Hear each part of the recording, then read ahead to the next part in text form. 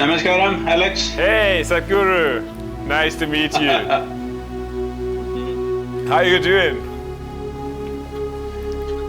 I'm doing great. I'm here outdoors. I'm sorry the way I'm dressed because very sunny out here. Yeah, you're looking really cool, to be honest. Because the weather is also pretty cool out here. Yeah, you're at the Grand Canyon, right? Yes, just outside the national park at the Grand Canyon. To be honest, it's not so often for me to talk to a guru. When I'm thinking about a guru, I'm thinking somebody being in India, being in a temple, and now there's a guru in front of me sitting at the Grand Canyon in California doing a motorbike tour and wearing really fancy sunglasses. What kind of guru are you? No, just the shape of the sun. Nothing fancy about it. The sun is round, so I thought best to wear something round to protect myself. Very sunny out here. So, your entire life you have an amazing impact on people. Today, many people following your ideas about leadership, about self-development, about coaching. So, what is your work about? What's my work about? I think it's better you reframe that question as what is your life about? Because I have no separation as to what's my life, what's my work, what is my this and that, I just have life. So have you and so have everybody. You don't have anything other than your life. The only thing that you have is life, rest is all imagination. Right now, because a few things are collapsing, because of the pandemic, people are thinking their life is going away. Unfortunately, a million people have lost their life, that's a different matter. People have lost their dear ones, that's a different matter. Rest is all our making. The only thing we have is life. So how to make this life happen at its peak, every moment? Everybody has known some peaks. People have known peaks of happiness, joy, competence, ecstasy, compassion, love. Everybody has experienced this at some point. But the problem is sustainability, they are not able to sustain it. They hold those moments as cherished moments as if the rest of the time they are not capable of it. This has happened simply… See, suppose because you're German I'm saying this, suppose you guys… you're making good cars, let me acknowledge you, I'm also driving one. Even my motorcycle is German right now. So, you're making good machines. Suppose you make a motorcycle or a car which starts only once a month it starts, rest of the time you can't start it. You will junk it or no? So right now people are like this, once in a way they are in their peak, rest of the time they are down, simply because they have not engineered themselves properly. So, my work and my life is about helping people to engineer themselves so that they are at the peak of their experience. Because when it comes to life, there are only two things, what you call as my life. Profoundness of experience and impactfulness of your activity, this is all there is. Without profoundness of experience, impactfulness of activity is hugely crippled.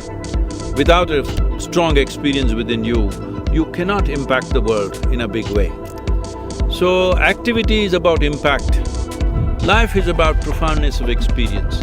People may think, no, that's not what I want money, I want family, I want love, I want children, I want wife, I want husband. Well, all this you want only because you believe it will bring some profoundness of experience. So that's what I'm saying, how you do it is up to you. But profoundness of experience and impact in the activity maximum impact that we can create with activity is all there is in life. For this, you need to be a well-engineered machine, and that's my work. That's why inner engineering, and that's my life, inner engineering. How do I get profoundness experience to have that inner strength in me? See, right now your whole experience of life is limited to 5 sense organs. What you see, what you hear, what you smell, what you taste, what you touch. From this you have gathered data. From that data, you're thinking things up. Right now, from where you come in Europe, too much significance has been given to human thought. In the yogic culture, we don't give any significance to your thought, but we are very, very interested in the quality of your attention. Because human attention is the most important thing. It is human attention which opens up doors. Most significant discoveries and realizations in the world happened when people had a very keen sense of attention. Say, for example, all these things happen in Europe, so I'm taking European examples. An apple fell, apples were always falling. An apple fell, somebody was attentive, not thinking, just attentive, and laws of gravity. Well, a man tired of his work went and got into a bathtub, water overflowed, you have loss of flotation. A coffee kettle boiled over, there you have the steam locomotive or steam engine. Like this, most significant scientific discoveries also happened when human beings had the attention, not thought process. Because thought is just recycling of your existing data, nothing new will come out of it. Thought is a way of exploring the permutations and combinations of what you already know. You cannot know something new with your thought process. But attention can open up any door. If your attention is keen enough, intense enough and can be sustained, there is no door in the universe that cannot be opened for you. So, yeah, how do I get that state? I mean, Albert Einstein already said you don't solve a problem where you created it, so how can I change that? Well, we sent you in an engineering online program. I heard you did only 1 or 2 sessions. See, no attention. No, already three out of 7, yeah. And I really enjoyed it. I just started this week. See, today people are carrying attention deficiency as a badge on their sleeve. They say, my attention is only 2 minutes, 1 minute. Well, if you have no attention, you will not know life. Because involvement can happen only with attention. Where there is no involvement, there is no life. Anything for that matter. The food that you eat, the people who are around you, the work that you do, or anything in the universe, where there is no involvement, there is no experience of life. Involvement will not come without attention. Attention is needed. With thought, you always go away from what is there. You are in this place, you're thinking something else. When you go to that place, you will be thinking about this place. This is the nature of the thought, because thought is just recycling of the memory that you already have. So how do I get on another level, not to thought, to experience, to feel, to create my life? There are 4 more sessions. And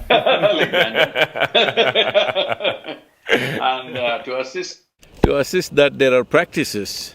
Once you bring the necessary practices, you need to create a little distance between yourself and your psychological drama, yourself and your physiological drama.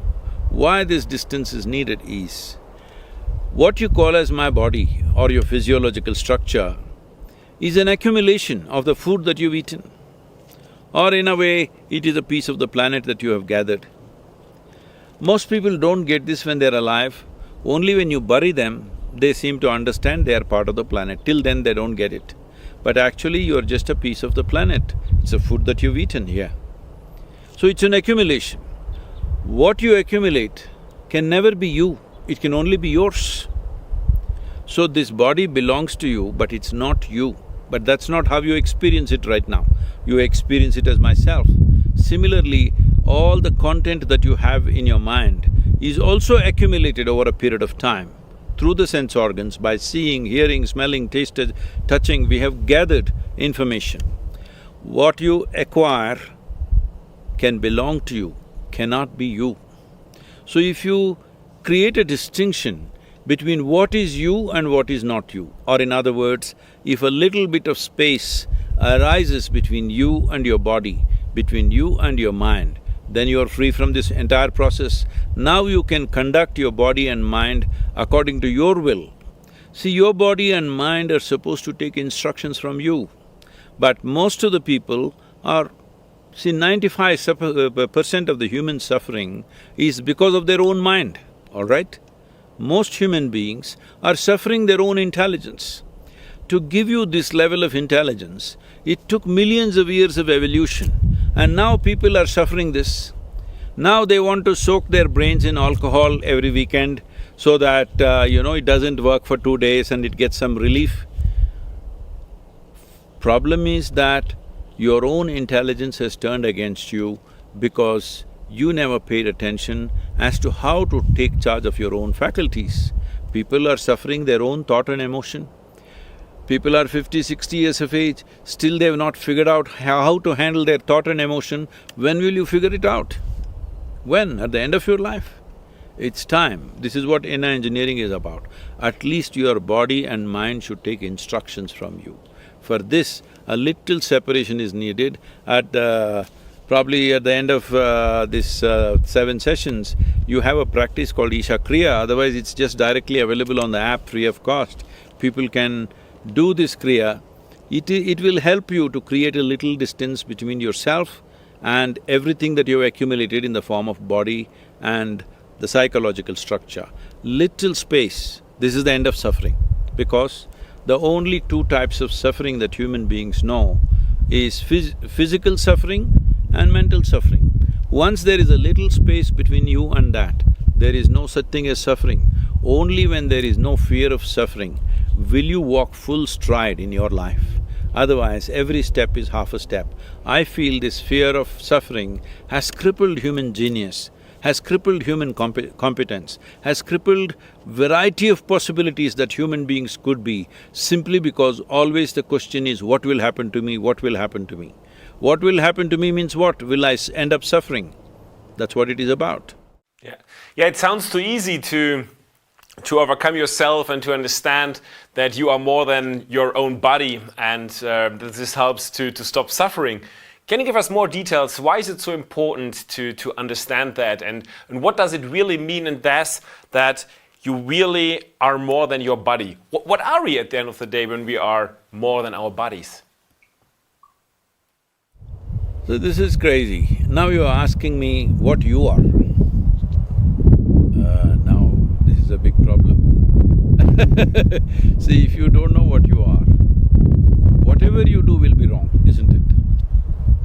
See, for example, right now, you're using technology. I don't know whether you do it yourself or somebody else is doing it for you. Let's say the camera which is sitting in front of you. Somebody knows how to handle that. How do they know how to handle it? Because they know how it works, what is the engineering behind it, what it is, so they know how to use it. Because of that, you and me are talking efficiently. Suppose that person who handles your camera doesn't know what is what and he handles it, it not only will not work, above all, in 3 days it will be ruined. This is what is happening to human beings. They're just ruining themselves because they don't understand the fundamental mechanics of what this human mechanism is. Without knowing what this is, if you try to deal with such a sophisticated machine, do you agree with me? This human mechanism is the most sophisticated and complex technology on the planet. So when you are given such a thing, you must at least read the user's manual, isn't it? So what we are calling as inner engineering is a kind of a user's manual, how to deal with this. If you know how to operate this is the most fantastic machine. Human intelligence should be a solution for everything. But human intelligence has become the biggest problem. What people are suffering… See, if I'm with you, Alex, and I'm suffering, I can say I'm suffering because of you. Always people are doing this to each other. But I'm sitting here alone in Grand Canyon and if I'm suffering, obviously I'm in bad company, isn't it? If people are alone and suffering, people are alone and suffering all over the world, this means what? That you're in bad company. So what should you fix? This is the first thing you should fix. Before touching the world, this must be fixed. So, you're working a lot with meditation and yoga. How does yoga and meditation helps getting to that point? When you use these words, yoga, meditation in the West, it's become so distorted, it's hard to correct the original definition. The word yoga means union, not twisting and turning. I don't know what sort of yoga they're doing in Germany. What sort of yoga that's happening in United States scares me, because it's all become like a sport, twisting, turning, doing this, doing that. It's not about that, it's about union. What is union? Is it true that right now we're breathing? Both of us are breathing, isn't it? So, what you exhale, the trees are inhaling. What the trees exhale, you're inhaling. So I'm saying there is already a union with everything around you.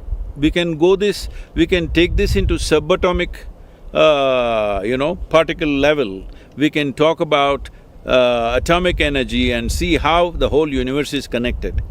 Now the problem is it's not in your experience.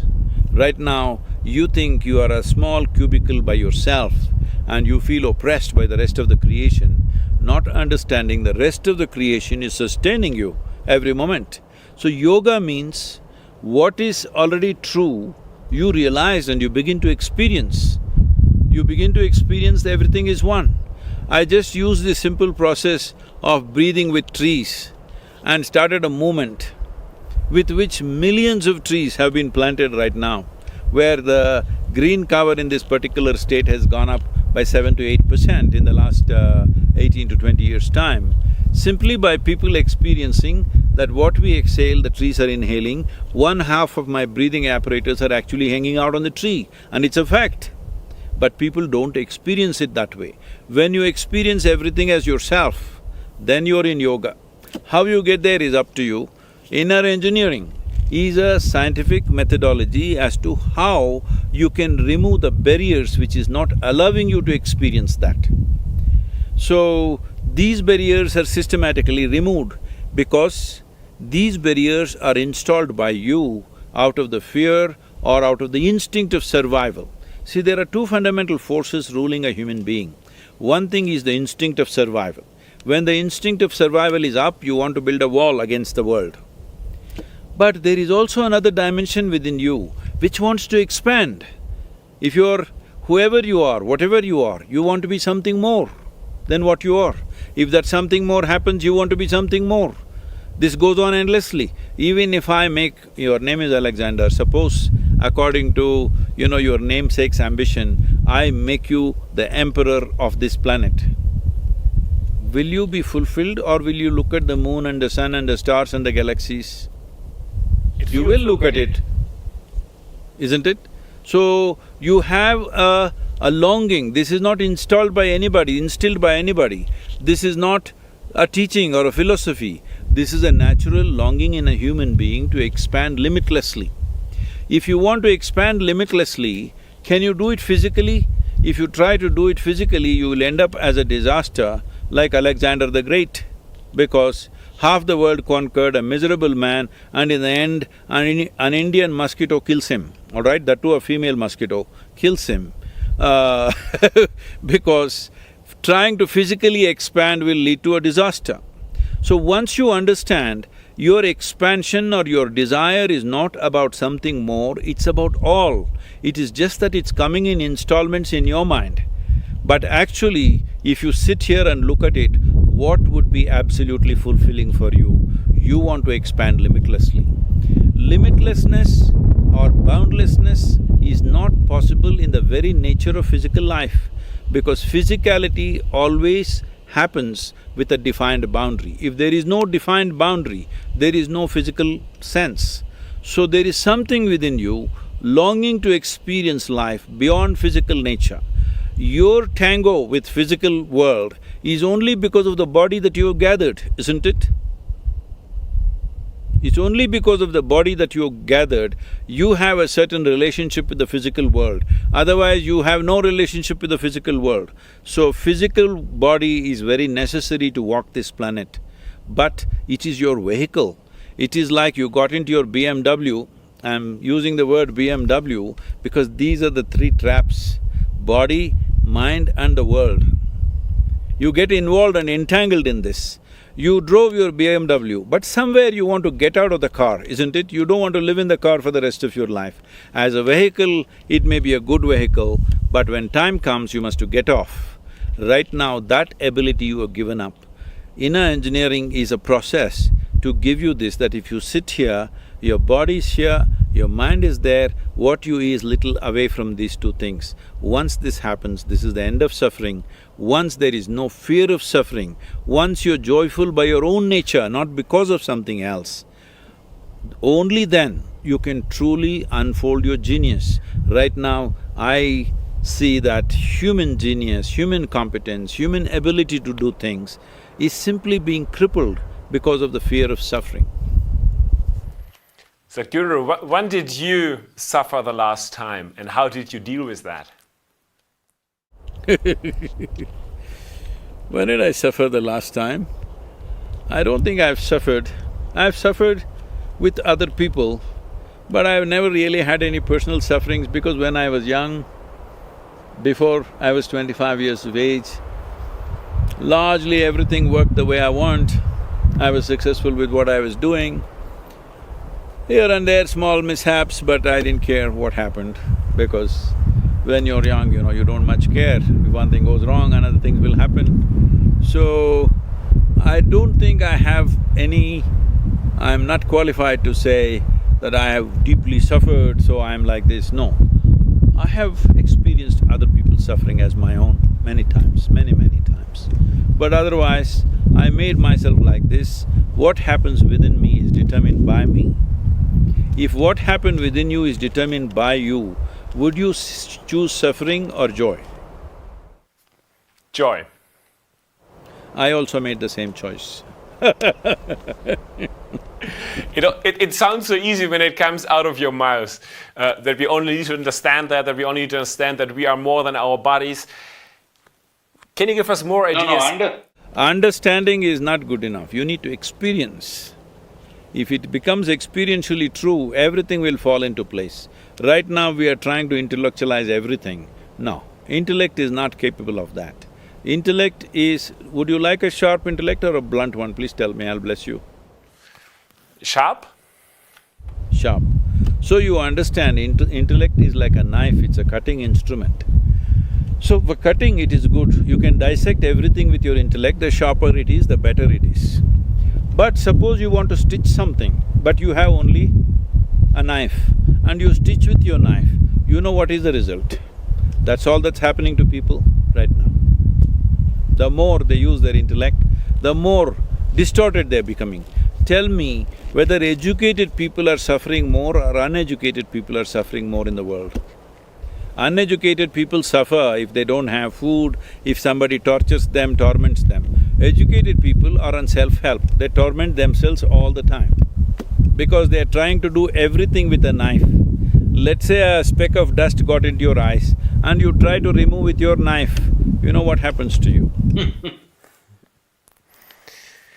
So, I know that you care a lot about nature, about our environment, and that you are maybe a bit scared about what happens over the next years or decades.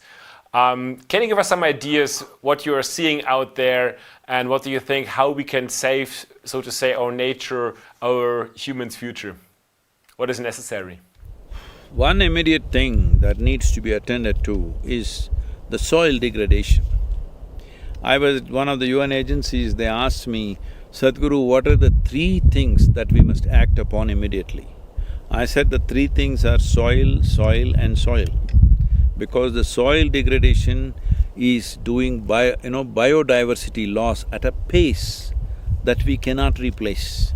If this continues for another 30 to 40 years, then the losses that will happen to us is incalculable. We have never seen anything like that, those kind of things will happen. Probably first it will happen in tropical lands, most probably.